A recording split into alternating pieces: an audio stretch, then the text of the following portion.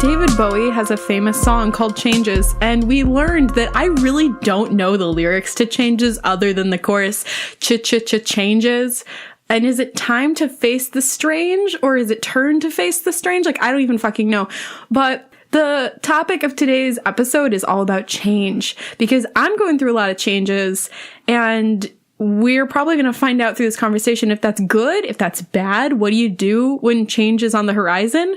How do you cope with change? All that good shit. So this is Coffee and Catastrophe with Brent and Gabi. What the fuck is spare change? Tell me, what the fuck is spare change? What? You got any spare change? Man, get your ass out here. Why don't you get a spare job? Is that a Bernie Mac bit? Who is that? Robin Harris. Robin Harris. What was Robin Harris on? Bebe's Kids. Bebe's Kids. I don't know Bebe's Kids. You ever see Do the Right Thing? Yes. He's Sweet Dick Willie. Oh, okay. Man, yeah. you talking all this shit. You ain't gonna do a goddamn thing. That's Robin Harris. I do very much love Do the Right Thing. Did you see Black Klansman? I did. I think that's probably going to win. I think Spike Lee's going to win Best Director, only because I think this is going to be the We're Sorry Oscars, kind of like what they did with Martin Scorsese for The Departed. Wait. Can you explain that reference to me? I've seen The Departed, but I don't know what you mean. Okay, so like what happened with the Oscars was Martin Scorsese probably should have won for two of his movies in directing. So Raging Bull in 1980. However, Ordinary People won that year. And the same thing with Goodfellas in 1990. However, Dances with Wolves won that year. And then Kevin Costner for Best Director. So Kevin Costner directed Dances with Wolves? Uh-huh. Jesus. So, and Martin Scorsese, like, he was always the guy, like, he was always, like, all of his shit was nominated, like Taxi Driver, yeah, Gangs of New York. He was it was just like, when's this guy gonna get an Oscar? Kind of like Leonardo DiCaprio with the acting Oscar. Oh yeah. So in 2006, everyone thought Babel was gonna win and all this other shit. So then the Oscars just said, okay, we're sorry, Martin Scorsese for The Departed. So he won Best Director, and then that won Best Picture. Interesting. Spike Lee has never won Best Director or Best Picture. I think he should have fucking won in 1989 with Do the Right Thing. Yeah. Driving Miss Daisy won. Oh. So. Oof. But, so I think with Black Klansman, while it's a great movie, I saw it. Yeah. I loved it. I think this is going to be his year because, like Alfonso Cuarón, he already won 3 other times within the past, 7 years. The guy from Vice, it is what it is. But I think they're going to say, okay, Spike Lee, this is your time. Here, we're fucking sorry. Just take this shit. But in that sense, isn't that like a pity? Isn't that like a pity Oscar? Like that's... Oh, they don't give it to the best movie anymore. They give it to the one that either A, has the biggest message, or B, the one that has the most, we're sorry. When Alan Arkin won for Best Supporting Actor for Little Miss Sunshine, that was the year Eddie Murphy won that award in every single other award ceremony except the Oscars. For real. But they wanted to recognize Alan Arkin because, that guy's loyal, acting royalty. So that's just my theory, because the Oscars, it's more of it's a popularity contest within the Academy, as opposed to a movie that is deserving of okay, this is a very poignant picture with emotionally resonant, story. However, Spike Lee is going to fucking win. I just know it. Well, and I really liked Black Klansman. One of my good friends hated it, though. She thought it was too, jarring. Not jarring. She thought the narrative was choppy. But I was like, it's supposed to be, though. I thought he really was trying to make, a blaxploitation, ode to blaxploitation films. And, part of, the choppiness in, certain, scenes or whatever, in between them, I thought that was very, I don't know, even Coffee-esque, think old blaxploitation films. So I liked it, and especially the powerhouse of the ending, where you're just inundated with clips from Charlottesville. That was one thing I wish maybe didn't make it in, was he put the clip where the car runs over the people from Charlottesville. Yeah. And I was as someone who wasn't expecting it, I was like, oh God, I don't think I was ready for that. And I'd already seen it before, but I could see that really affecting people negatively, or causing panic or anxiety. But that being said, the way it ended was so oh my God, it was such a political message in your face that I think a lot of people were turned off by it. And so for that, I'm like kind of wondering if it's going to win, because it was so blatantly like anti-cop, anti-police, and at that like ending, like the rest of the film wasn't, but that part was. And I think that he had to like make that political statement in there. But at the same time, like I think that because I view Hollywood, because it's true that like Hollywood doesn't really change. It's trying to change. Like in recent Oscar years, like when like Moonlight won, people were like saying like, yes, finally, like people of color are being recognized at the Oscars. But like, I think that sometimes like it's completely out of like, they're not even like, I don't know. I feel like the authenticity isn't there in their recognition, because they get put on blast for not recognizing people of color and talent of color.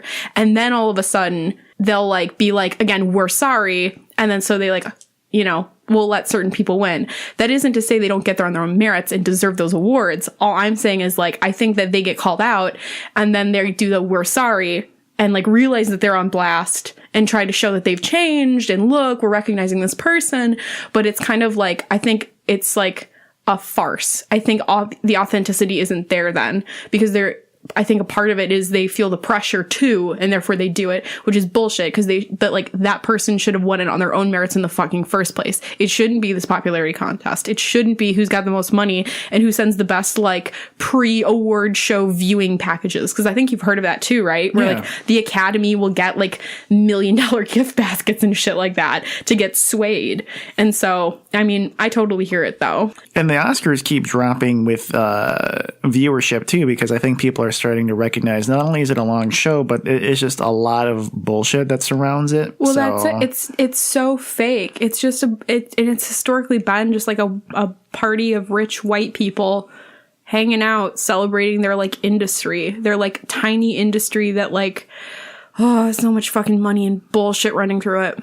Yeah, and I think this year I'm not looking forward to watching it because there's a lot of movies like I would love to see get recognition, but it's all going to be about the speeches, and you know it kind of always has been about the speeches, but if it's all going to be about like shitting on Trump, I think a lot of people are starting to get burned out politically from hearing this all the time, even if they are on the other side and like don't like Trump at all. I think a lot of people are still kind of getting tired of like constantly hearing about it. So yeah, although I think in terms of like change, one thing that came into my mind recently, apparently there's like a Vox like mini documentary about it, but there is this idea that like the window of media and journalism has on paper always been this idea where it showed the middle of the political spectrum. But this little documentary was making the argument that because our political spectrum is not just like, let's say like a line 6 inches in diameter, we can pinpoint the middle. It's like at the 3-inch mark, you know, there we go at the center. You go 3 inches this way, you're at the end of the line, 3 inches that way, you're at the end of the line.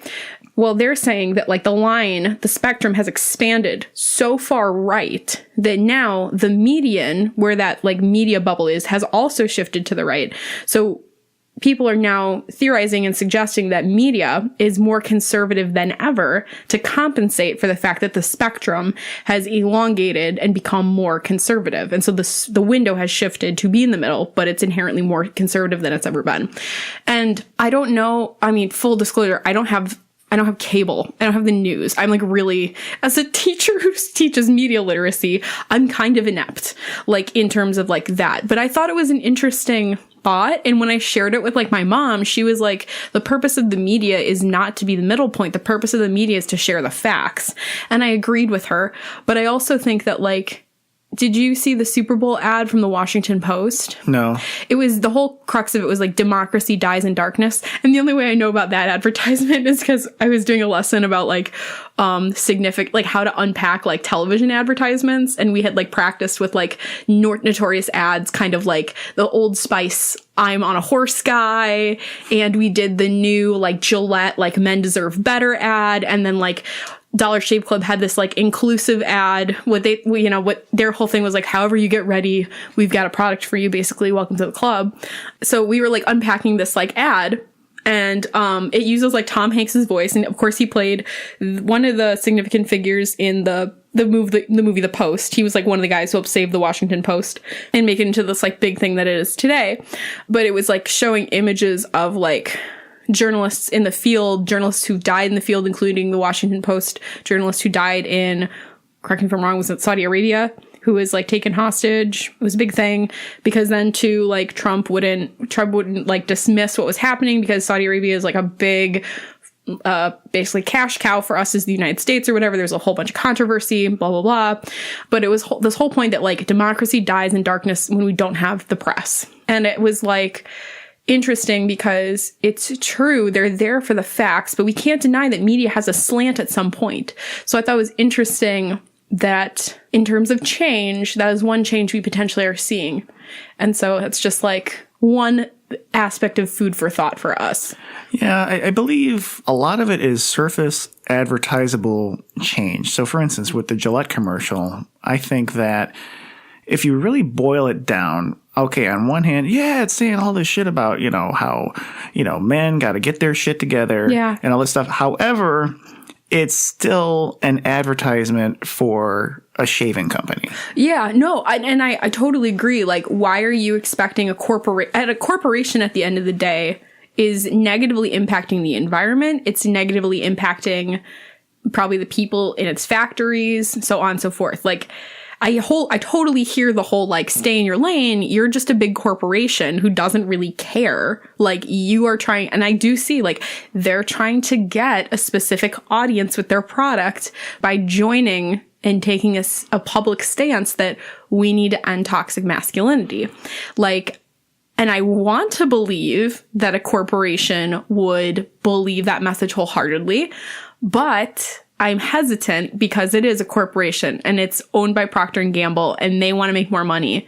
And plus two, Procter & Gamble owns, for a company that's talking about toxic masculinity, it's kind of like how Unilever owns Dove. And Dove has all these ads about like women empowerment, like the evolution of beauty and beauty standards and ending that.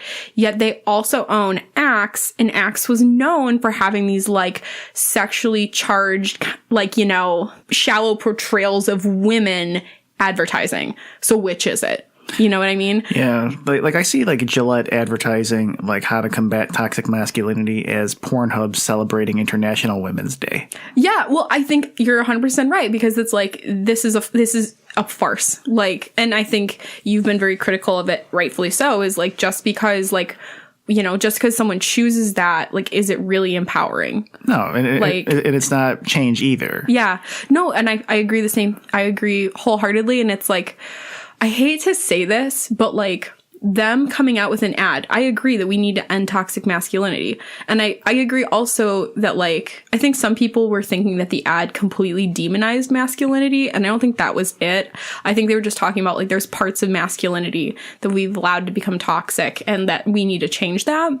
But I think toxic masculinity is not gonna end because of a Gillette ad. And I think that the people who already believe that toxic masculinity needs to end know about it. I don't know how many people were swayed by that advertisement and that will change their actions because of that advertisement.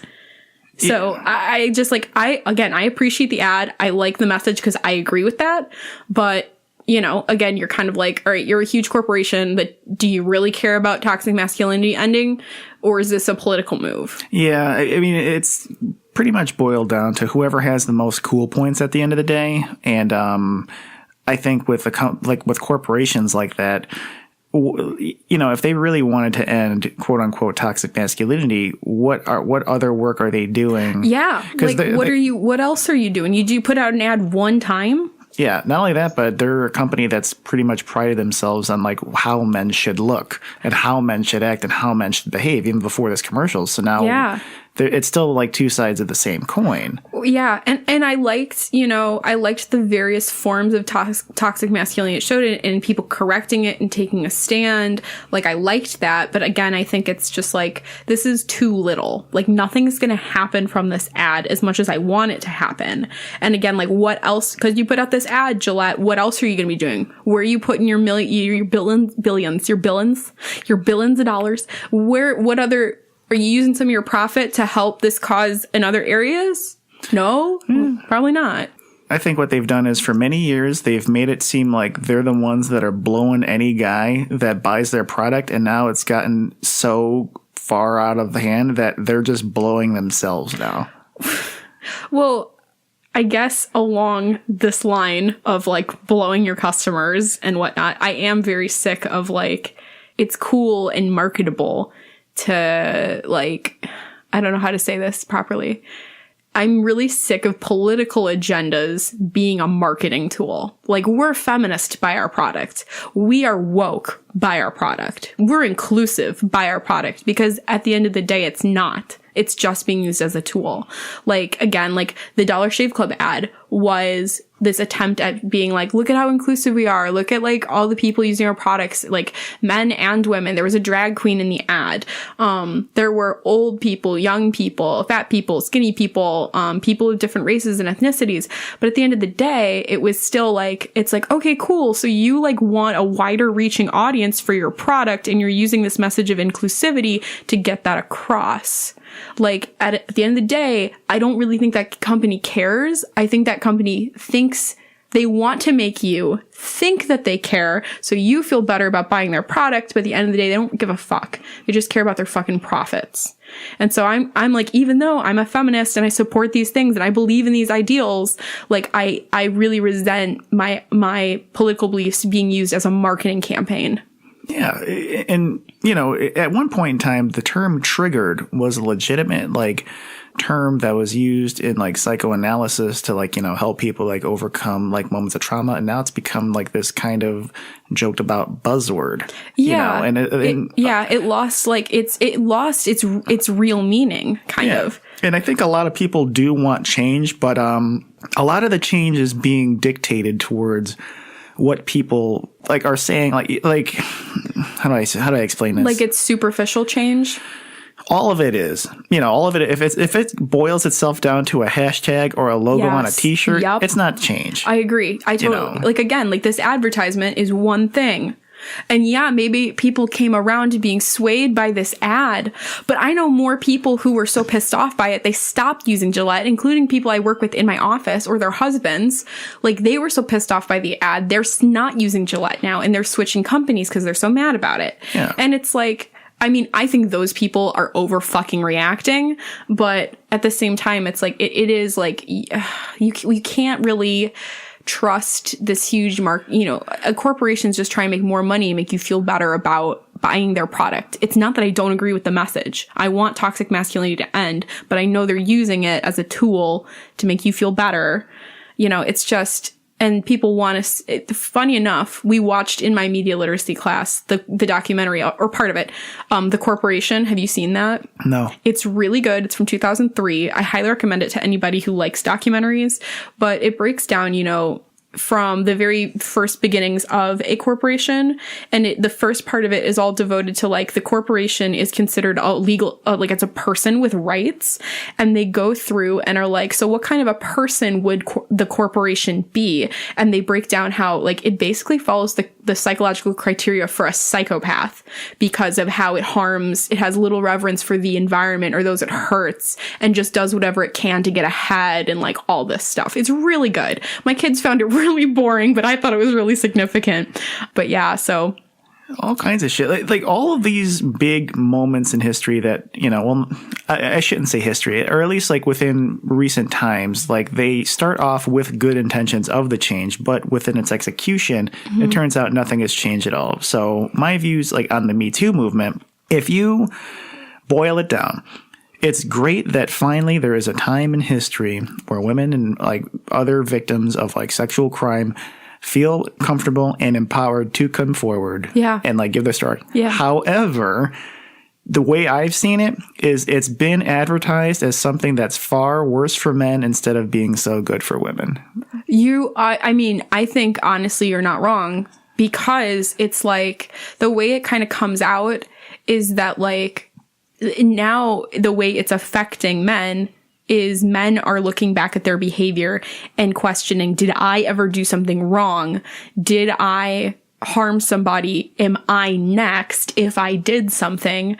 Rather than it being like, because even the women who call out their rapists or whoever abused them, those women also get attacked and called liars and all this stuff. And it's like, and again too, like if we look at like the Brock Turner case, for example, that judge was so concerned that his life was going to be ruined rather than the victim who he raped. It totally has been used, sadly, as a means of rather, like, yeah, I totally feel, and it's like hard too, because then the way my thought process turns then is like, well, maybe is that how we stop this epidemic? Do we stop the epidemic by making people afraid? But that not even, because if you're just making them afraid of getting caught, you're not solving the problem. And the problem is, you know, the power dynamic and rape culture and like people not understanding consent and like all that stuff. So, I mean, yeah, I totally hear what you're saying. Although obviously I'm happy that people are now more than ever coming forward and talking about these things and like exposing people, blah, blah, blah. But I do see it like it does get this weird turn where it's not empowering for the woman to name her abuser. It is more so it gets perceived and taken as like it's more impactful for the man for some fucked up reason. Yeah, because I mean, all the Me Too movement is right now is one, it's an advertisement amongst people in Hollywood because you think, okay, this shit's never happened to them. But well, two, if it's even a thing. I think it boiled down to like, yeah, okay, you're with your buddies. Like, no, man, you can't do that shit because I'm afraid I'm going to get Me Too'd. So it's the verb now. And that's not really change. Yeah, no, that's not. Yeah, no, and I kind of like interrupted you. I'm sorry, but it's kind of like Me Too isn't even a thing anymore. Me Too was a blip. It was a hashtag. It was a Me Too, I've been abused or whatever. And like, I've had this happen. It was supposed to make men realize how many women are affected by shitty fucking actions of other men. Like, that's what it was supposed to be. It was supposed to be a wake-up call for men. And as you said, now we've got these shitty fucking people who are more concerned they're gonna get Me Too'd than like deconstructing rape culture and deconstructing toxic masculinity and making women feel safe. Like it's I don't know, maybe that's patriarchy at work. Like, I have no idea other than like, and it's not to say that I don't believe that Me Too was wrong. It's not to say that I don't believe that Gillette is wrong. I think that these are, again, messages I fully believe in, but when they're used as marketing tools, when it's a means to get my money, when it's a means to, you know, not actually address the issue, which is that like we need to deconstruct all these things. Yeah, I feel like in effect it has become a way for men to just be afraid rather than maybe starting the dialogue and conversation of like, well, maybe it does start the conversation. I don't know. We've talked a lot about change on a political, societal, social level. You want to talk about change on a personal level? Yeah. I'm just afraid of getting Me Too'd all the time. No, Jesus Christ. That's not the type of change we're talking about. But yeah, we've I would say like both me and you throughout the course of this podcast and just like throughout our friendship have gone through like insurmountable levels of change. Oh my God, yeah. Personally. Oh yeah, like I can't even, like, the person that I was when I met you is not the person I am now, like 1,000%. Same. Right? So, like, I mean, when I think of, like, when we met, so we met in spring of 2016, is that correct? No, I think it was a little bit before that because I remember, well, maybe during the spring of 2015, like at least at work. And then we didn't really start talking until fall of 2016 when we, bonded with our other coworkers on Fridays. Mm-hmm, mm-hmm. And then, we just got a lot closer 2017 and then especially last year. Yeah, for sure. Okay. So like even like starting like back then, like 2015, 2016, like when I first, cause I got hired there in fall of 2015. So like we'd probably like bumped elbows a couple times. Yeah. Like the person then was like, well, number one, I was going through mental, emotional stuff in terms of I was getting, so the year before I had this like huge dieting thing and lost like all this weight. And then into 2015, I stopped being able to like lose weight because like the dieting like lost its allure or whatever. And I gained all the weight back. And like, I was super unhappy with my job. And I was just like, I need to go be a teacher. I need to go to grad school. So, and then I was so happy to be working where we were because it's like it's the best fucking job in the entire world. You don't leave, a day without thinking you made a positive impact on your community. But like, I was so gung-ho about teaching and like idealistic about it, but I was also not listening to myself and not listening to my soul. I was not actively making art. I was, so entrenched in my studies, which was good, but I was also in like a relationship that had gone way too long. It needed to probably end about that point. There was something really significant happened a few months after you and I met in the spring of 2016 where we should have ended things, but we didn't. And, and I just like, I don't know. If you would have asked me, are you happy? I probably would have been like, well, I really like, that I'm going to school and I'm going to become a teacher and I'm really good at school and I like that stuff.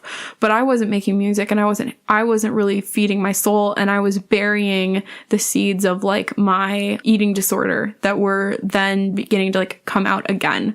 I wouldn't say the seeds, like those behaviors would like crop up, and I was unhappy and I didn't know how to deal with it, and I didn't know how to talk about it in the right way. So yeah. What about when you think about that 3 years ago, 2.5 years ago?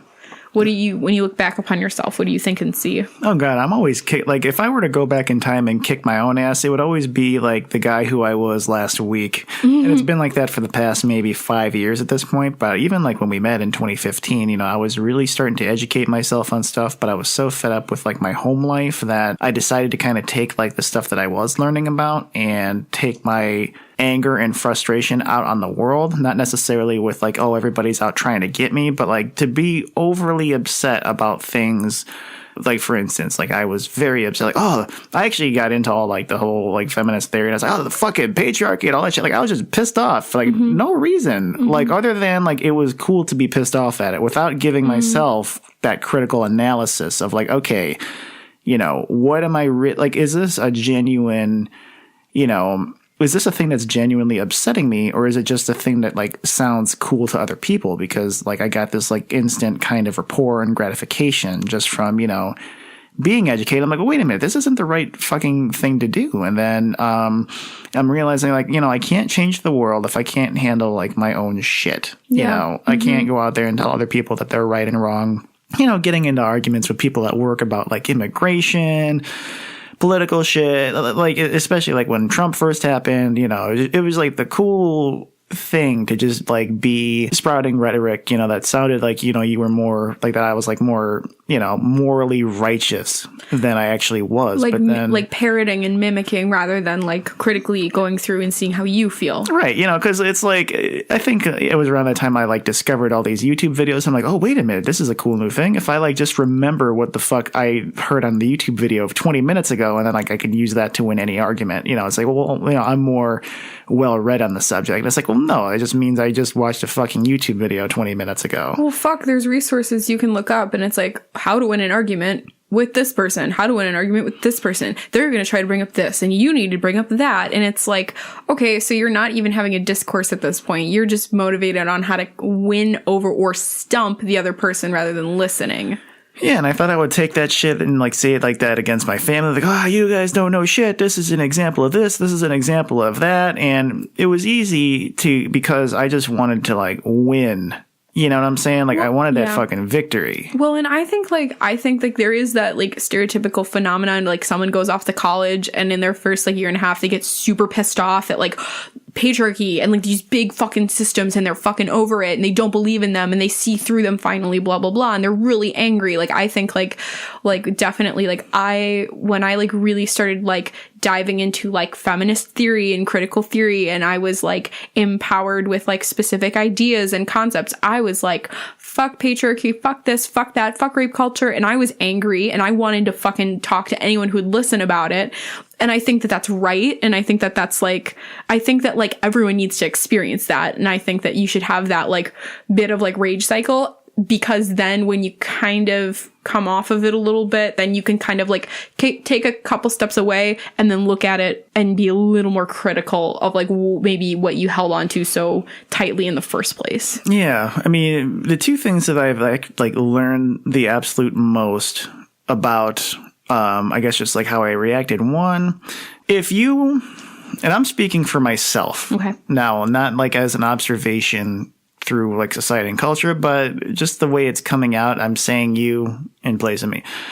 When you go out of your way to really feel offended and hurt by everything, what you're really doing is you're making it all about you instead of the problems at hand. Yeah, and I think that there has been, I think that we have gotten as a culture and a society away from that largely. I mean, I could just be in the wrong parts of the internet, but I feel like a lot of people now are looking at like outrage culture and being critical of it and realizing like we can be offended by these things and we can want change, but it shouldn't just stop at like, I'm offended and you're wrong because you offended me. Like if you make some, like obviously if like, I think it's when you hurt somebody, you should apologize. But the way people use offensiveness now, it's like, I don't know. Like I do, and but I also hear it like from the side of like, yeah, I don't know. I think there's a time and place to like apologize. I also have this philosophical thing too of like, we should first seek to listen and understand, then say what we have to say. And if you're not willing to do that, I don't think you have a place in like the discourse, because like you don't have to agree with fucking anybody. You can stick to your guns.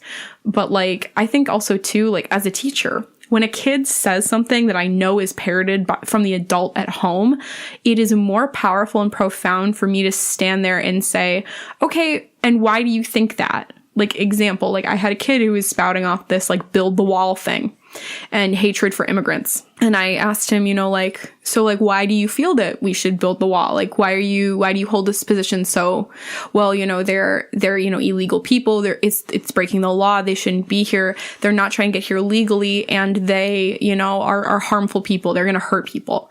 And I also like had the understanding that this kid's parents came to the United States legally from Eastern Europe. So he's coming from a vantage point of my parents got here legally. Why can't everyone else get here legally? Blah, blah, blah. Even though it was maybe it was a similar circumstance, although I'm inclined to believe it might have been a little different or whatever.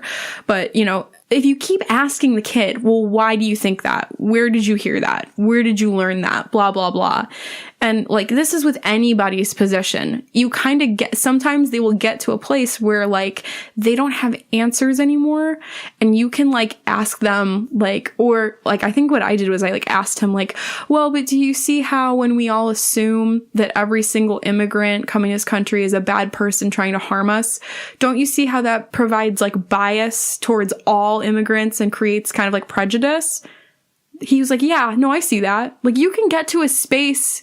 And again, when you like just seek to understand and ask those questions, that's more powerful and profound in my perspective than if I were to just say, no, you're wrong because this, and that's racist. And it's like, yeah, that's where I'm coming from. Yeah, because now, like, if you are really going out of, like, it also came, like, to the point where I was more afraid of saying racial epithets around white people.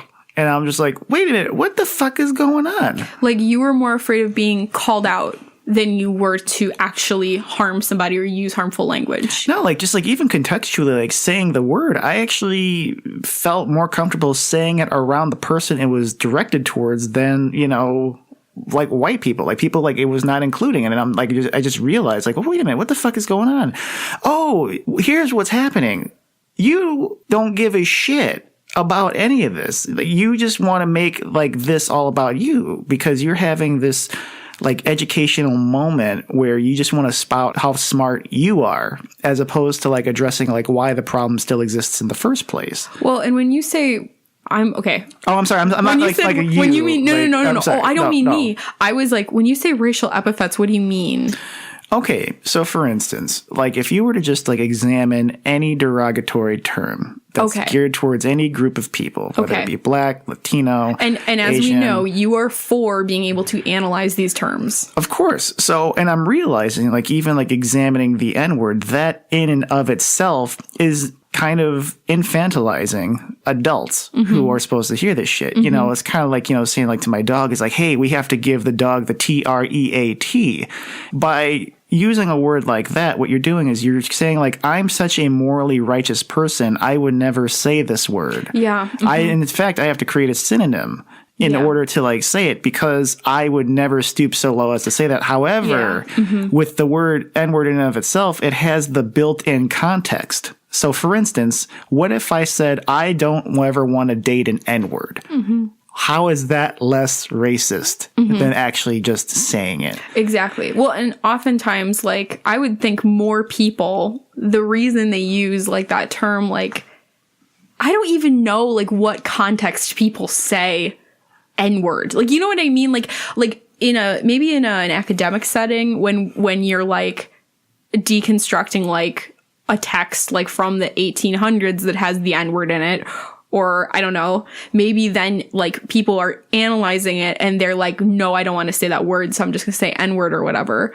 Like, I understand, like, because again, like I personally am like, I'm like even in that space of like, even if we're going to critically analyze that word, like I don't feel that I could say it. Like that's just me, and that's like my like personal like line. No, I totally understand it. I guess where I'm coming from is that the reason why this shit still exists is because there's a need for it. And I'm not saying like on the worst aspect of it, even on like the most positive aspect for it, there's still a need to create this shit. So that's why like when it comes to change, all this shit is still existing because there's still a need for it on both sides of the spectrum. And obviously, like, yeah, like the reason why people like say certain words is because like there's still a demand for it. Like, I don't know if I mentioned this in an earlier episode, but in the 1900s, the worst insult you could have called somebody was the town cheese. Yeah. It's like saying like, you broke motherfucker.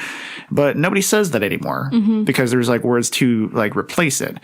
So what I'm saying is, I don't really take like if it's about race, and if someone is commenting about race to me, I kind of don't want to listen to any white person unless they're coming from an honest standpoint.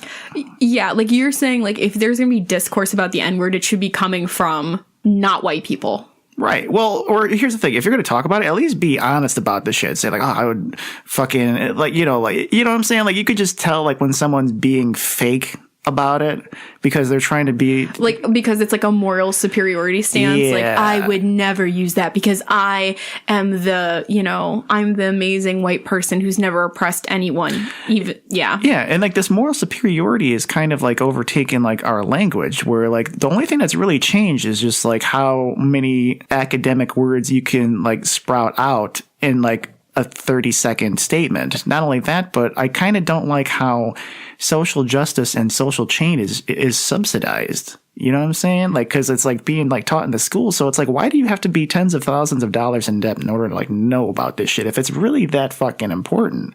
Well, I think that is probably, I hate to sound it, but I think it's like an elitism thing, and I think it's like a conspiracy thing where like a lot of the times people don't want to talk about like I hear you when you say like why is social justice talked about so much in academia, or that's at least where it came from a lot of the times in the past like 10 years or so, is like it's coming out of like academics. Like why is it there rather than in the schoolhouse? And I think that's because I think oftentimes I think it's a way for people who've gotten to college who are privileged. It's a way for them to kind of do positive change with their privilege, and that's how they view it. And they think like, I'm going to make a better world because I have this opportunity and I've learned these things. And I think as like a teacher, it's as much as teaching wants to be a liberal field, it's still very conservative. And I think a lot of people don't want to make waves, and they don't want to talk about like the fact that, I mean, I get called a fucking commie every day because I like praise discourse in my classroom and being able to like talk about all this stuff and deconstruct things like masculinity and femininity. And sadly, we don't really get to talk about race at all in my classroom because, one, we don't have really anything to talk about in terms of race because all of our books and texts are very whitewashed. So we don't really get to have a chance to talk about it. And I think even in like the social studies classrooms, they're afraid to a lot of times. They don't know how to. And I think also there is a political bias. They're conservative and they don't want to talk about it. They don't want to approach the other side, or they don't know how to in like a civil manner. So like, I think it's a combination of those things, but I totally hear you. I would say like what you just said about how conservatives, I would say it's equally as much on the liberal side too. Oh, like you think there's just as many liberal teachers as there are conservative? No, but like just the comfortability with being ignorant to the other side. Oh, for sure. A liberal elitism is a thing. Like, yeah. But so is, conservatives using terms like libtard. You know what I mean? Like it's on, like the hatred and unwillingness to listen is really the biggest block to change in my perspective. And I know there's a lot of like people who really who are like mega liberal and they don't want to talk, and they think that like the way to get rid of derogatory language or to get rid of hateful things is to like not address it. Like there is that perspective. And to them, I say like, no. Like one example I really like is, have you ever watched ContraPoints on YouTube? No. She's a trans woman and she was like a PhD philosophy student. And one video that like she makes a lot of videos like talking to the people that the leftists aren't really supposed to privilege with discourse. And like she made one about the incel community, and it was so fascinating and she gets to the space where she's like really sympathetic and drives and basically like took every piece apart to like reveal it as like the whole incel thing is a bunch of guys who really think that the key to happiness is a woman, and that they're such pieces of crap they will never ever attain that. And to the point that like they think that like it's better to like commit suicide because they just feel like they're never going to have an opportunity with like a woman. And it was like really like, I really just love her stuff. And she's just like, yeah, it's also like really like just cool to watch. And like the way she like deconstructs arguments, I find just like, I love it. Now that you've like talked about it, I think I've seen her in an interview with somebody else talking about this stuff. So yeah. And she like, I really, again, like I like her. And I think that maybe in some of her older videos, she was like, you shouldn't be listening to these people. But I feel like in her recent stuff, I don't think she would like say like it's our job to go out and talk to people we disagree with. But I think that she has like a really cool way of like deconstructing and approaching things that like make you have empathy or at least want to talk to the other side. Like she has a character that's like the anti-fascist, like carries a bat, wants to hit everybody, who's like labels them all Nazis, blah blah blah. And she does a really good job of kind of like talking about like that one perspective, or that people are saying is like leftist. It does more harm than like good of us like having dialogue with people. Yeah, I also really kind of smelled the bullshit on the whole dialogue thing, because I understand that it's a necessity, but at the end of the day, I'm kind of starting to realize that these conversations, okay, the dialogue, okay, be civil about coming over to the other side. Like, that's kind of what I see what the dialogue is. It's not necessarily like, oh, I see where you're coming from. It's more of, oh, you still have to agree with either what I'm saying or I have to agree with what you're saying. So, like, it's a more civil debate as opposed to like, well, yeah, well, fuck you. Like, I understand, like, the dialogue is like, like, okay, when you're actually like discussing and like two people are listening, but the way I see it, especially on the internet, is at the end of the day, somebody has to concede to the other side. And there still has to be a winner and a loser. And that's not dialogue. No, I don't see it as that. And I don't think that any time, like, example, Louder with Crowder changed my mind. That's not dialogue. That is one person fruitlessly trying to convince another person to agree with them. It's not going to happen. If it was instead like, and again, I guess it becomes hard because you can't, like, the point is never, I feel like, The point shouldn't be, again, to persuade. It is to talk. And it is to see like it. And it doesn't even have to be seeing where you agree with them, but hearing them out. Like, I don't know. And like, I think that there's power, like, again, like what I try to do in my classroom every day is like, you don't have to agree with this person, but you need to at least get in their shoes and hear them, like, and figure out where they're coming from. Again, you don't have to agree with them though. And like, actually, like in terms of like argumentation, if you can get in their shoes and see their perspective, you're probably a better arguer in the end. So it's kind of like, not that that's what your goal should be. Your goal shouldn't be to win the argument.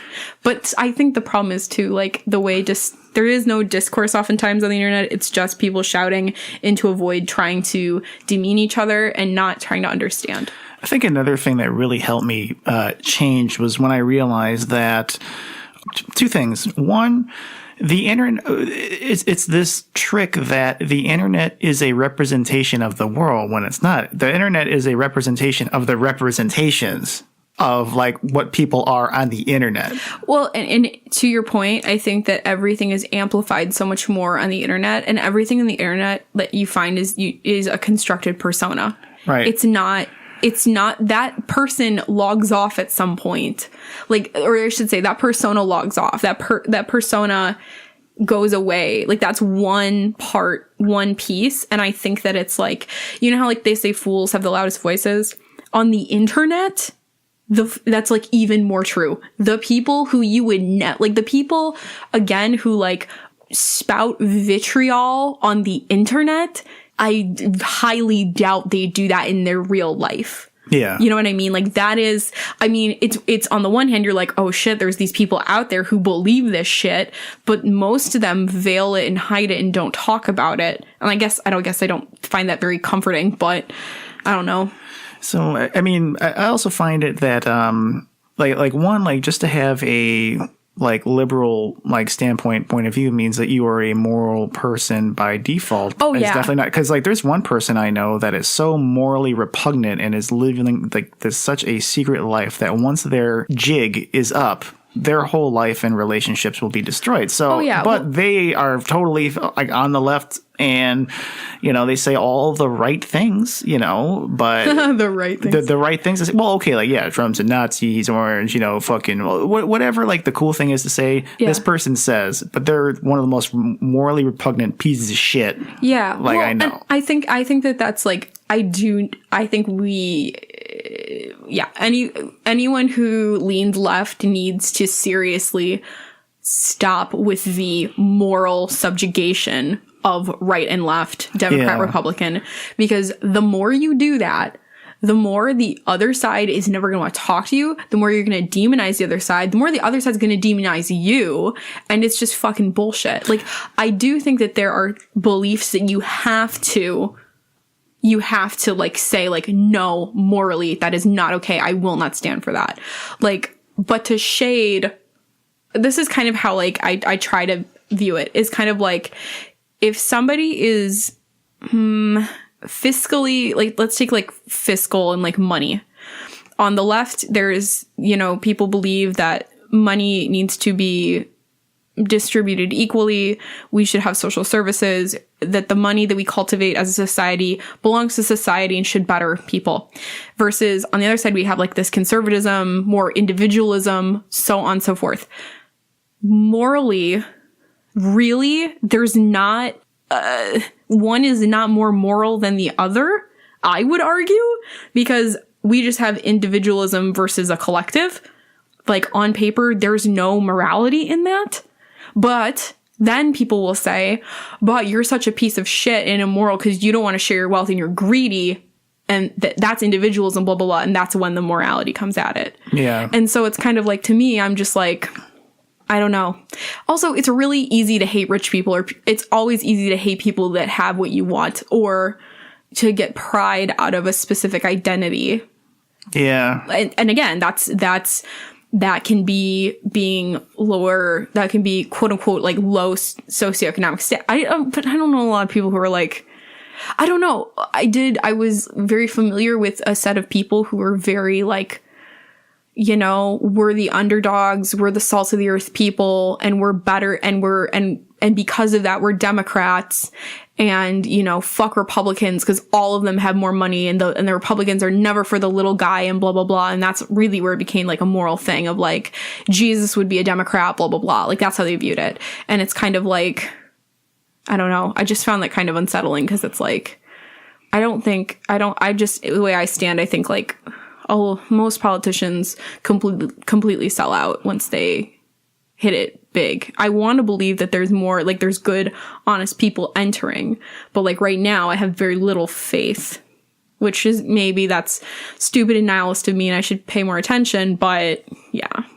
But you are able to recognize that maybe there's not that much change going on in the first place. It's being advertised, but it's kind of like McDonald's like changing their dark meat nugget to white meat. Well, and you know what? Okay, let's be fair. When they changed to all white meat nuggets, they tasted way better, in my humble chicken nugget eating opinion. Right. But the ones with the horse meat in them were very nostalgic. They did. They were nostalgic. I made a horse pun. Yeah, no. They didn't have horse meat in them. That was just dark meat. I'm just saying. Yeah, no. No, but it's true. Like they're gonna. And I think, though, wouldn't you say that change is slow coming? Like, in any form? Change it's kind of like an outfit. It's like whatever is like in the closet and the time. It's like, it's a wardrobe, you know, because... That's why you change clothes. Well, yeah, but like, I mean, if you kind of like look at shit that's, okay, like we're in a constant state of like trying to be better than what we used to be. And like the way the world is now, despite people telling you otherwise, is far and away better than it was 100 years ago. If all we have to worry about is discourse on the internet, you know, a lot less people are starving to death. A lot less people are just freezing to death. People are living longer. Medicine and science is like through the fucking roof. Like if you had a cold in 1930, they just like, oh, you're coughing? All right, let's just dig the hole right now. Yeah. You know. Well, and it's like even 100 years ago, when was the 19th Amendment passed? Like, up until, like, the 19-whatevers, women couldn't vote. Up until the 1960s, the Civil Rights Act wasn't passed. Right. Up until, like, within the past 100 years, in America, we have made a lot of change. Which, on the one hand, you could say, like, damn, 100 years, that's a long time. But on the other hand, like, maybe that isn't a very long time. Because consider how many thousands of years ancient, you know, civilizations existed and things very, you know, anti-humanist things existed and were profitable and propagated and so on and so forth. So it's kind of like, I don't know. I do think, though, that, like, I think that the hardest things to change are socio-political things. But are personal things hard to change? No, I mean, I see where you're coming from, but it's hard to get a gauge of that because we're so reliant on that because that's all sifted through the media. And, of course, like, the media is changing all the time because they kind of have to survive right now. But just like when you like look around at people, like you just see like what the fuck's going on in the world. It's hard to really, I guess, see the change that's being advertised like on such a grand scale. There's a lot of little changes. Like, for instance, everyone now, like all the kids now play Fortnite, which is fucking insane. Well, but in the same sense that like that's not very...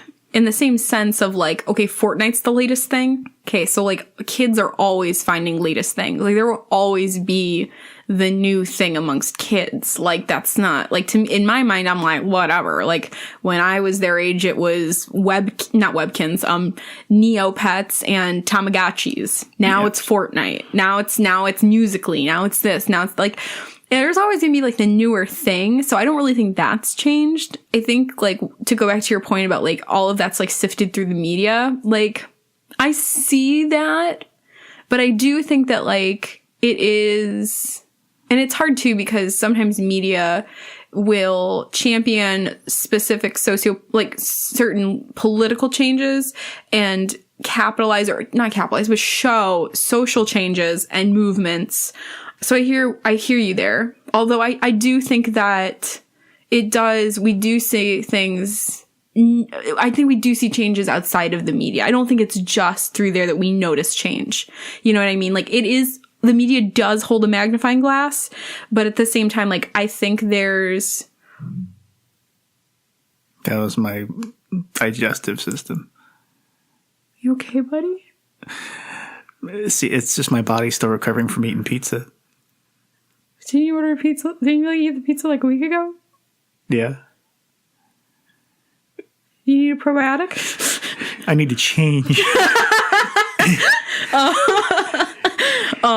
Yeah, no. So I think that we do see like change gets highlighted a lot in social and political spheres through the media, but I think we can see it in other places. Although I suppose most people wouldn't see changes on their daily if they didn't hear or see something on the news or through social media or whatever. And that's probably just because that's the way most people get information nowadays. I mean, I just think that's how, and before social media, when we had like newspapers and before we had TV, we had radio. And so it's kind of like, I do think that like people do rely on media to tell them what's changing. In terms of day-to-day life though, I think in terms of day-to-day life, I feel change in my day-to-day life. Like now that like, working through like my eating disorder, like, yeah, my day-to-day life has really changed because like the time and energy I used to spend beating myself up mentally and emotionally is now being, pushed to recovering and doing things on the daily to take care of myself. And like, I'm going through a lot of changes in terms of like, like work, and I'm doing changes, with even just like the classes I'm teaching, but also in terms of like, trying to buy a first place to live in and like trying to recover. Like definitely I feel like a lot of change has shaken down in the past couple years, but I think that change is like a good thing. I feel like if there's ever a day where I don't stop growing and part of growing is changing, then like I don't really think that's a life worth living. Yeah. Without growth, like what do you have? Like this kind of piggybacks off the previous point, but it's going to transition into the one that you just made is like, I would say like perhaps my biggest change within the past few years has come from the realization that politics are being used as a way for us to connect when that has never been a reason for me to connect with people. Like all the friends I've ever made in my life, all the people I've ever had close in my life, we have never bonded over politics initially meeting. And now, I feel like I can't escape it because like there's always something going on. There's always something like, did you hear Trump shook a baby yesterday? Like he was on stage and he was like, la, la, la, la, la, la, la, la, la, la, la, la, la, la. And then you like hear all these other TV shows that are like, man, why is he shaking baby? The president's supposed to be shaking babies. And I'm just like, what the fuck is going on? And like, I'm just tired of talking, like having talking points and like trivia of like what's popular and what's going on about like, like, oh, did you hear about this? Did you do this? And it's just like, I don't connect like that. And I'm like realizing that I connect through like genuine and like real shit. And I think within that change, I've realized that like when it comes to like having certain people around in my life, there have been certain people who have slighted me. Like in the past, and I've realized. I'm so sorry, Brent. Yeah, are we going to talk about this now? I'm so sorry I slighted you. Yeah, well, I think it happened because I'm a bitch, and I don't care about anyone other than myself. So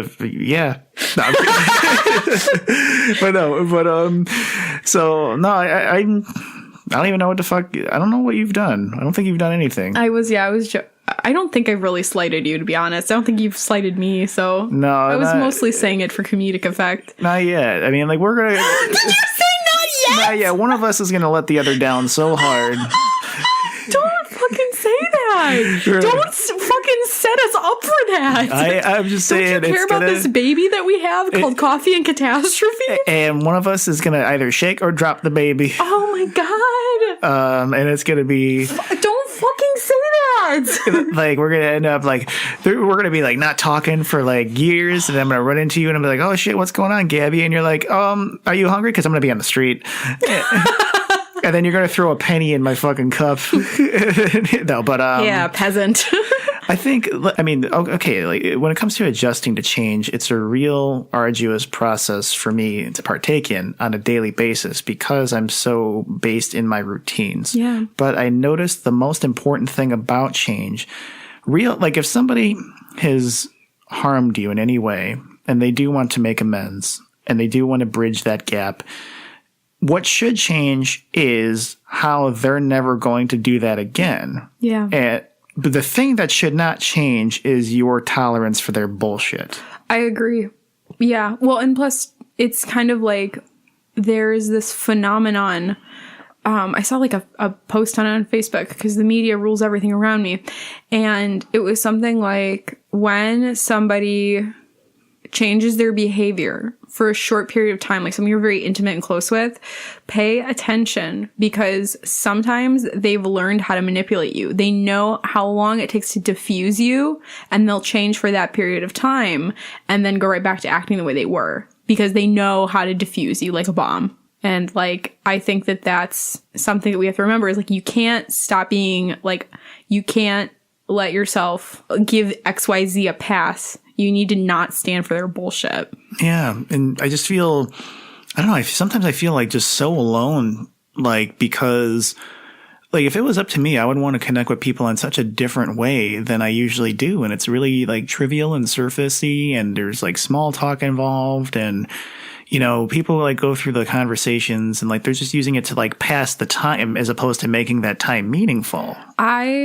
If we could make if we could like as a society change, I think it would be, obviously I want people to stop, like I want there to stop being so much like hatred and like vitriol and condescension and all that stuff. I want that to change and to, I hate to sound so hippy dippy, but yeah, I want people like listen to each other and be kinder and people to be happier or whatever. But I think like me personally, I would also love our interactions to completely change because there are people definitely that I like work with. Like I get deep conversations with those around me a lot, but I feel like at the same time, like I think when I look around, I don't think that's the norm. I find, like, example, yesterday I went out and got myself a bite to eat and I was alone. I was sitting there alone and I didn't go on my phone the entire time. And like, I can like literally leave my phone at home all day and be okay and not have to check it and not have to like make sure so-and-so texted me back or like anyone interacted with me on social media. Like, I don't need that. But I feel like it's a fucking superpower and not realistic for everyone else. Like, I don't know. I'm not trying to give myself like a fucking pat on the back. Like, Gabi, you're so fucking cool because you don't need technology. But it's like, I do see people using it as a crutch because they don't want to reach out or they just want to numb out or they don't want to care. And so they just dive into social media. Like, I fucking see that. So if there's anything I could change, I would want us to not be so dependent on like social media or like, example, people only go do fun shit so they can like talk about it and post it on social media. Like have you heard of like these new like oh my god, what is it called? Like Refinery 29 has like this installation series called like 22 Rooms. The whole fucking purpose of it is 22 different rooms with 22 different themes so you can get the perfect like cool Instagram shot rather than just fucking experiencing it. You got it. Like it's so disgusting because people would rather experience life through the lens of their fucking camera phone than live life. It's disgusting. Like, example, you and I, before we started recording, we talked for 2 fucking hours. And only within the last 10 minutes did I grab my phone to show you something that I had like found and like think you would like, right? Do you think that's the norm? No. I want to change that. I want to fucking change that. And the sad thing is I'm getting emotional right now because this is my fucking life now, being emotional. I can't numb myself with food anymore, so now I feel things. That's not a joke, it's real. But like, oh my god, my fucking students. They're always on their phones. And it's like, I'm gonna sound like I'm tooting my own horn here, which I guess I am. I have a cool class.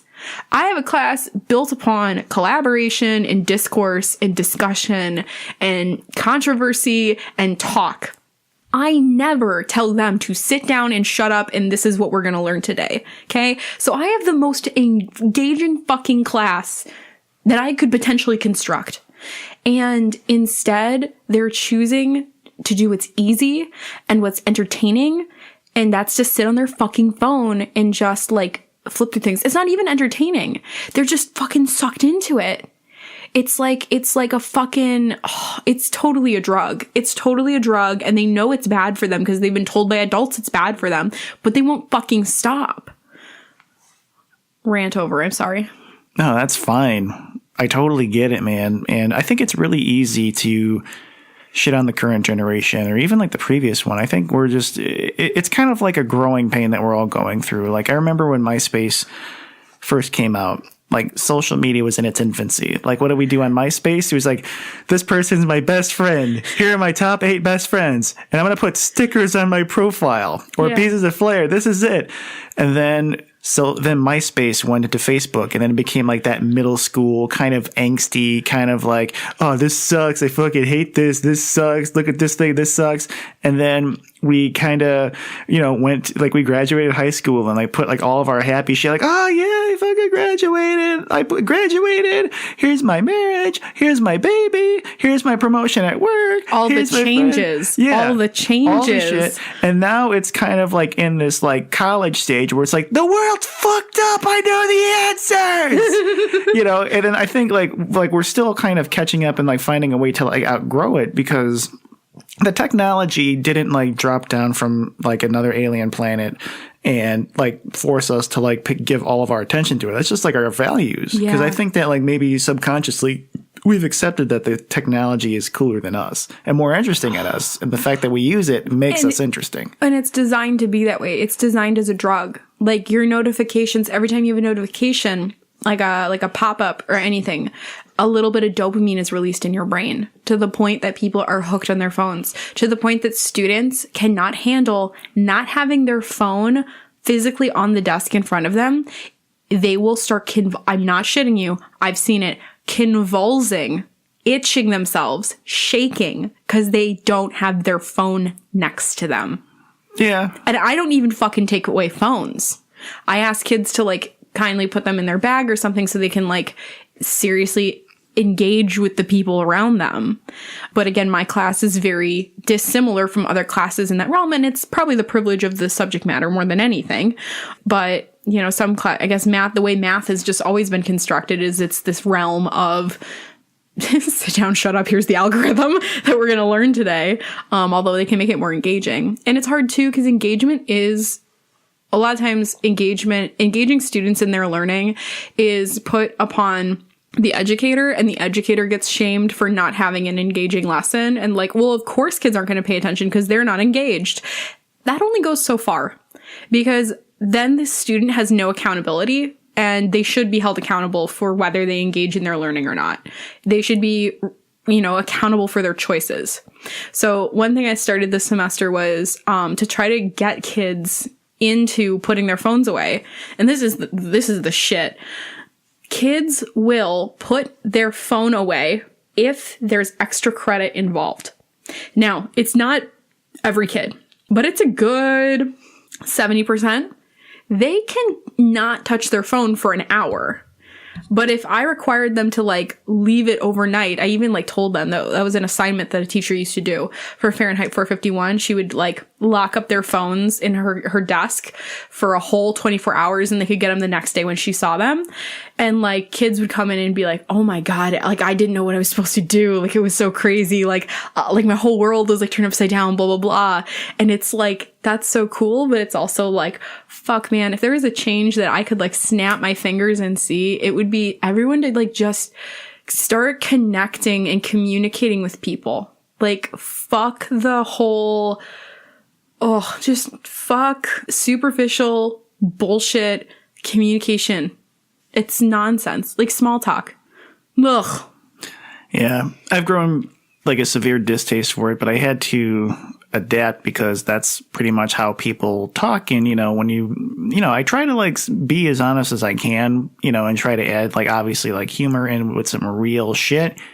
Doesn't go over too well most of the time. But I've come to accept that, I've come to accept that, I don't know how this is going to come off, but I feel like I'm not of this planet.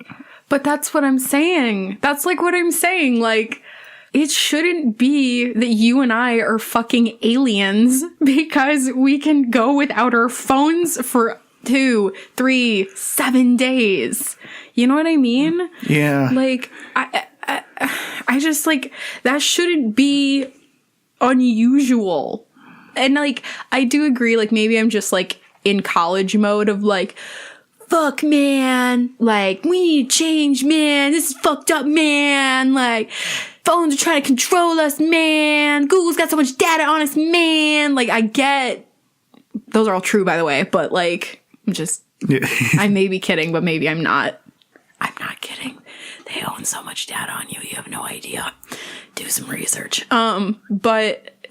You know, I just don't want it to be like it's unusual for people to like not be on their phone. And like I totally admit, and when I was like first into like the dating scene, like I was attached to my phone because it meant that like communicating with people who liked me and being assured that they liked me back because they'd respond to a text message. Like, I get being in that space, but now I'm in this vibe of like, when I start dating again, because I'm still on my break, I'm like, once I start dating again, like, I need to just remember that, like, sure, phones are like important. Or like this. Oh my God. When was the last time you had a conversation on the phone with somebody?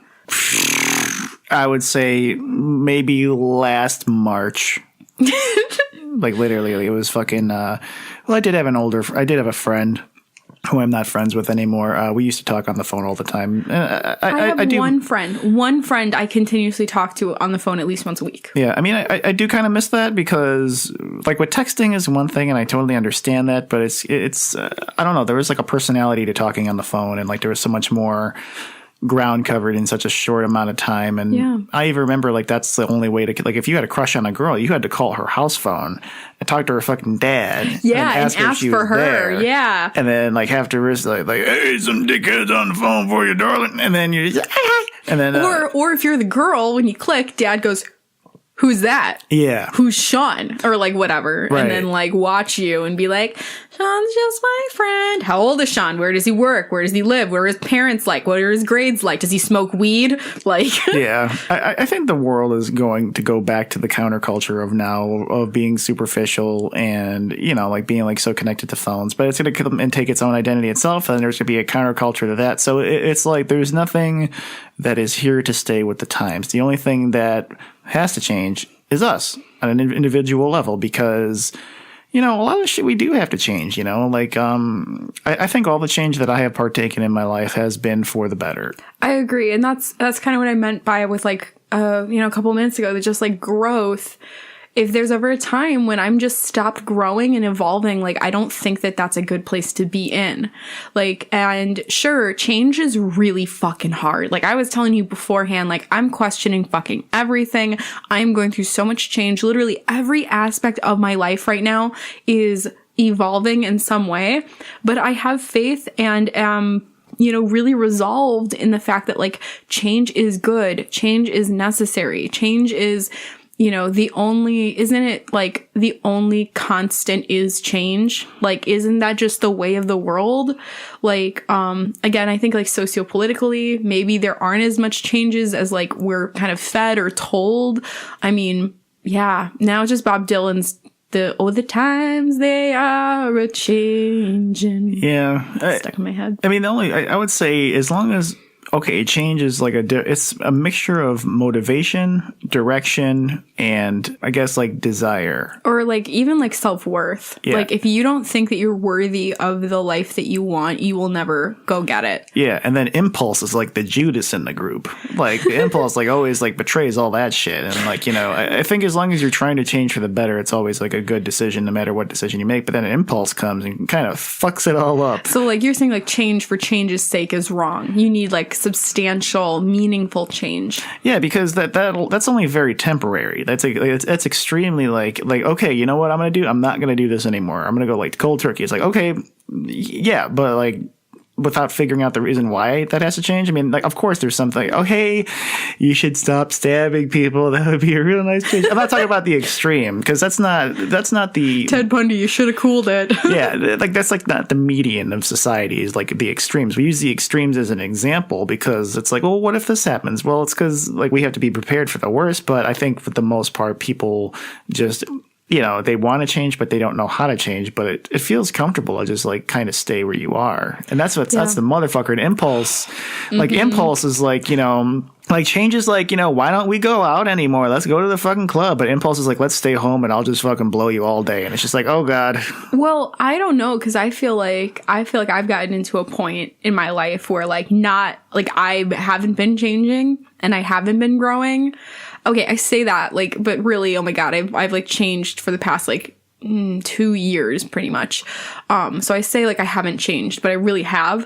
But like I do feel like stagnant energy with like where I've been living and what I've been doing, to the point where like, my life really has been the same-ish for about a year and a half, 2 years. And like, I'm just like really realizing like, in order for my soul to be actualized, as hippie as that fucking sounds, like I need change. Like if I'm gonna like make moves and do what I want, it starts here. It starts by moving. It starts by, taking up other opportunities. It starts with, like getting to a space where I am like mentally and physically healthy. It starts when blah, blah, blah. So it's kind of like, I feel like, see, for me personally, just where I'm at right now, staying where I am is so toxic that, oh my god, I sound like so fucking dramatic. It's not, internally it feels toxic. I could really be where I am for the rest of my life and I could exist. But my purpose is not to exist. My purpose is to keep growing and changing and evolving. And so that's how I have to like look at it and like become resolved within that. See, the scary part is like when you're like in your 50s, you're gonna look back like, man, when I was 25, what the fuck was I thinking? Like no matter what. Like, you think so? Well, if you are substantially changing, it's going to come to the point where you are critical on who you used to be. Unless you're changing for the worse, you're like, oh my god, my life was so much better when I was 25, and now I'm just stabbing people in the neck, and I'm doing drugs, and I just can't do it. Like, yeah. So you're saying like when you look back to like pre-25, that's when you'll be like, wow, like I'm so glad that I moved when I was 25 and made all those changes. Or you think that like older me is going to be like, why the fuck did I move? Why did I do this? No, not talking about those milestones. I'm talking about the mentality. Okay, so like just like the internal like, yeah, well, like wow, you were really fucked up when you had an eating disorder. Thank God you got that together. Right. Well, like you're critical now of who you were even 5 years ago.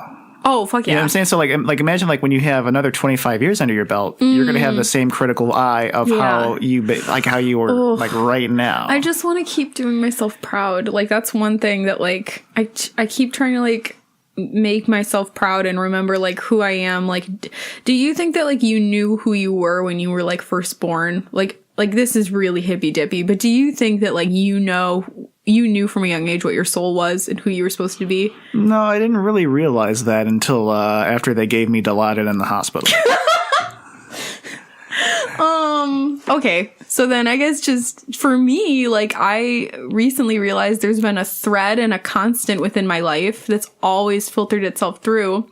And I'm choosing to look at that as like, hey, that's like who you are. Like that's like deserves light. It deserves actualization. It deserves, your soul is worthy. Who you are is worthy, and you need to go live that life. And like, Jesus Christ. It's true. Well, because before that, I wanted death. I said, just give me death, God damn it. And then they gave me the shit that killed Michael Jackson. I'm like, wait a minute. This shit's awesome. I think I'm kind of funny. Holy shit. Okay, but this is what I mean. Didn't you think you were funny when you were growing up? Didn't you want to be funny? That's what I mean. Okay. So that's what I mean. So like you knew who you were when you were younger, right? Yeah. It just took you taking lots of drugs to, to defend it. To defend it, to realize it, and to remember, like, this is who I am. Don't take Dilaudid, folks. Please don't. Please don't do drugs. They'd ask me for my consent just to give me like a half a milligram. And like, are you serious? Yeah, like every time before they gave me the injection, they said, "What is your name?" I said, "My name is Brent." And then they said, like, "What is today's date?" It's this time. What's this time? And I said, like, okay. And then they just read off like, "Okay, we're about to give you some shit that's gonna make you fucking love me. So we're gonna we are about to give you. Okay, do you agree?" And I just say yes. And then they went, and then I was just like, Brent.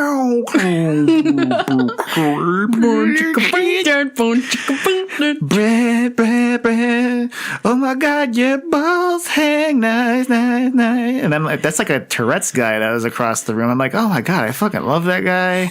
Have you seen The Big Lebowski? Yeah. Oh yeah, what condition my condition was in, and like all that. You're like on acid, like. But I know if I let impulse in, I would completely ruin dick for everybody else. Like what would happen? Like, okay, like that's why I don't smoke, drink, or do drugs, because I know if I did, they would use me as like the scapegoat. You to wouldn't keep use it. them. Like for instance, like if I was on weed, like if I smoked weed, like they like the fucking like politicians would like bring me on the road, like, you see, this is why we have to keep weed illegal because of this guy, and then I'm just like I'm on a chain and I'm like. I'm trying to get at some dick, dude. Like, I don't even, like, it has nothing to do with weed, but, like, dude, I would be fucking, like, munching, like, every dick in sight. And I put dick in jeopardy, dude. Like, alcohol, like, I would just completely ruin dick for everyone. And, like, everyone's like, hey, see, Brent, this is why we can't have nice things. Like, that's why I'm keeping myself clean for you guys. And for dicks. I think you're doing it for yourself, more importantly. That's just because here's the thing. Like, if you did those things, your soul could not be actualized. Right. And so it's really for you. And dick would become extinct. So you're doing it for the greater good. Yeah. The D. Yeah, like it just good. Yeah, like you know, like it would be the He Blue movement, like fucking. Oh my God! I would just. It has nothing even to, like, I don't even want dick, but I just know that if I was high, I would probably have to have it, and I don't want to find that out. You know, so I'm trying to say is that Jesus fucking Christ. If you're trying to change for the better, all the growing pains will be worth it in the end. It's kind of like, you know, growing up from like being a child to an adult. You know, it's like, it sucks going through puberty. It sucks like outgrowing our clothes in a very rapid, like, you know, pace. And it sucks shitting on yourself and being so vulnerable, like when you're a kid and you have to be so dependent on your parents. But once you become, you know, an adult and you really take responsibility and you're just like, you know, something, I'm not the best I could be. I'm going to try to do some different shit. And I think you can't do that change if you are not addressing the reasons why you hate yourself and making yourself a valid excuse to hate the world. Yeah. No, it's all about like the changes that I think all changes boil down to you getting to a space where you can, again, hippy dippy language, but actualize your soul. You know, that was Maslow's highest art, you know, the highest point on the hierarchy of needs for Maslow was self-actualization, where you had all of your needs and taken care of to the point that you could be what you are meant to be and who you are. And I think that if you're not making those changes to get to that place of self-actualization and being and living who you want to be and are meant to be, if you don't get there, then you're not making the right changes. You're not making the right moves. And it's also like, I totally hear that it is intoxicating to not change because that doesn't require you to grow and feel the growing pains. But think about it again. Like, if you stay and keep what you're doing, one thought experiment, if you will, you can play is, if your life was this for the next 5 years, would you be happy? Would you be any closer to what you want to be? And if the answer is no, fuck, I would die by dick. Like, that's 5 years from now. Like, oh, 36-year-old. Yeah. 37-year-old Brent. That's how I feel. That's how I feel, though. I mean, I'd be, in 5 years from now, I'd be 30. And if I was still in 30, living where I'm living, doing the job I'm doing, not doing the things I said I was going to do, I don't mean to be hyperbolic, but I would struggle to be alive. Yeah. I don't think it would ever take my life, but I would struggle to exist. Yeah. Like, I would find a new way to hate the world. Like, I would probably, like, take that hate. Like, I fucking hate everyone's on their phones. Look at my face! Like, and that's how, like, instead of just being, like, annoyed people are on their phones, I'd fucking hate everybody. And I'm like, wait a minute, I hate myself. Maybe I should address that first. And then, actually really, the hatred was inside me all along. Like, that's actually, like, that's true. That's actually what happened to me. Once I realized why I hated myself, I really calmed down on a lot of the shit that was bothering me about the world. Once you stopped hating yourself? Yeah, and that's not to say that I've come to accept it and say the shit that did bother me is actually, like, the great shit. Yeah. It's just, when you, like, what sucks is that when, like, the ultimate paradox is when you hate yourself, that's when you think you know all the right answers. Yeah, or when you hate yourself, you think you know everything, and when you hate yourself, you don't recognize that you're clouded by your hatred. Yeah. When you think you're a piece of shit and you're not worthy, you are clouded to the reality of the fact that that's wrong. Like, how many bullshit old stories do you keep telling yourself? Like, for example, like, I could say that, like, because I'm, like, doing music and want to do music, I could look back to, like, one instance where someone laughed at me expressing that desire, and I could latch on to that and say, I'm a horrible musician and I suck and no one's ever gonna listen to me and blah blah blah. I made that shit up and fed into the feeling of unworthiness rather than looking and saying, that was a shitty fucking person who doesn't know shit, so I'm gonna go off and do my thing now. Yeah, see, you got this shit. I'm trying so hard. See, like, change is hard. It is. Change is really fucking hard. See, it's an upward spiral of healing. Right. That's what I tell myself. Like, you'll return to, like, an old behavior, but you look at it now with a critical lens, and then you don't do it again. Yeah, it might not necessarily be all the time like, okay, this is better than it was the day before, but at least giving yourself the potential for it to be better than the day before. And then when you look back and you're like, something, this is so much better now than it was even 10 years ago. Yeah, again, it should be an upward spiral, not a downward one. If it's a downward one, we got to make some changes, right? Yeah. So, I mean, I don't know. I think also, like, the more people who love themselves, they're more humble people in general. Yeah, so. I think the more you get to a space of loving yourself, the more happier you are, the more happy you are with other people. If you can just love what is, but still seek positive change or positive growth, I think you got the best of all worlds. If you can be and love who you are while also still wanting to, like, never stop dreaming and, like, taking steps to, like, be where you want to be. And, like, I mean, here's the, like, thing of it all is, like, systems and companies and institutions make money off the fact that you aren't worthy enough and that you aren't good enough. You're not smart enough. You need to go to college. You don't have enough experience. You need to go do this. You're not pretty enough. So, you need to go on a diet. You're not this enough. So you can't do that. You're not a good enough musician because you haven't done X. You're not a good enough comedian because you haven't done that. Like, it preys upon insecurity and fear. Going back to our first episode topic, fear tries to control you and tell you that you're not worthy and you're a piece of shit, and tries to keep you there rather than making the changes that you want. You're damn right, girl. Shit. You got any spare change? What the fuck is spare change? Why don't you get your ass a spare job, you test tube, baby? Full circle. Well, okay. I think since we've come full circle, it is time for us to close out this podcast. If you liked what you heard, you can follow us on Facebook at Coffee and Catastrophe. You can follow us on Twitter at CCWBG. You can subscribe to us on iTunes, Stitcher, and CastBox. If you like what we're doing here, please like and leave a review. It really helps us out if you can give us 5 stars. It's sad but true. Like, algorithms exist. The more interaction we get on those pages, the better we get to do. But yeah, until next time, guys, maybe you need to think about the changes that you need to make. Man, I thought you said you was gonna bring just one kid. Who them? Oh, them baby's kids. Well, where the fuck is baby? Bye!